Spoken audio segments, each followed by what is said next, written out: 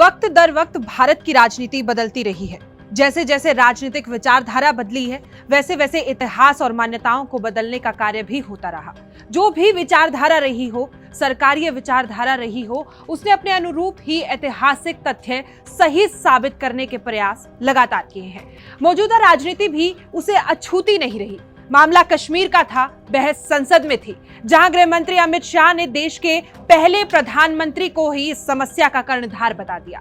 जम्मू कश्मीर में आर्टिकल 370 पर चर्चा के दौरान केंद्रीय गृह मंत्री अमित शाह ने देश के पहले प्रधानमंत्री पंडित जवाहरलाल नेहरू पर हमला बोला था।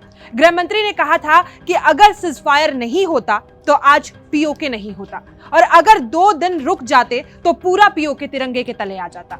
अब इस पर राहुल गांधी ने प्रतिक्रिया दी है। राहुल ने कहा कि अमित शाह को इतिहास का ज्ञान नहीं है। वाई नॉट सांसद ने कहा कि पंडित जवाहरलाल नेहरू ने देश के लिए अपनी जिंदगी दे दी, सालों जेल में बिताए। गृह मंत्री अमित शाह शायद इतिहास की जानकारी नहीं रखते। राहुल गांधी ने कहा कि भाजपा जनता को मुद्दों से भटकाने का काम कर रही है। जातीय जनगणना, भागीदारी और देश का धन कहां जा रहा है, भाजपा को इस बात पर ध्यान देना चाहिए। राहुल ने कहा कि असली मुद्दों से भाजपा भागती रही है, जबकि यही जरूरी है। इसी पर राहुल ने आश्वासन देते हुए ये भी कहा कि हम इस मुद्दे को आगे लेकर जाएंगे और गरीब लोगों को उनका हक दिलाएंगे।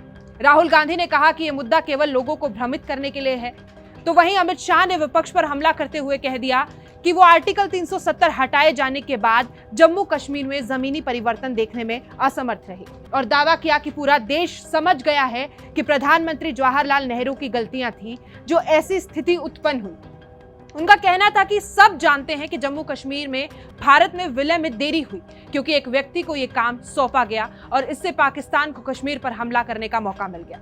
बहरहाल, भले ही विचारधारा और सरकार कितनी भी बदल जाए, लेकिन एक चीज जो हमेशा रहेगी वो है देश की संप्रभुता और एकता, जिसको केंद्रित कर राजनीतिक परिदृश्य की कल्पना की जाए तो शायद वो भारत बन सके जिसके लिए हमारे अमर शहीदों ने अपना बलिदान दिया था। तो इस खबर पर आपकी क्या राय है, कमेंट बॉक्स में कमेंट कर जरूर बताएं।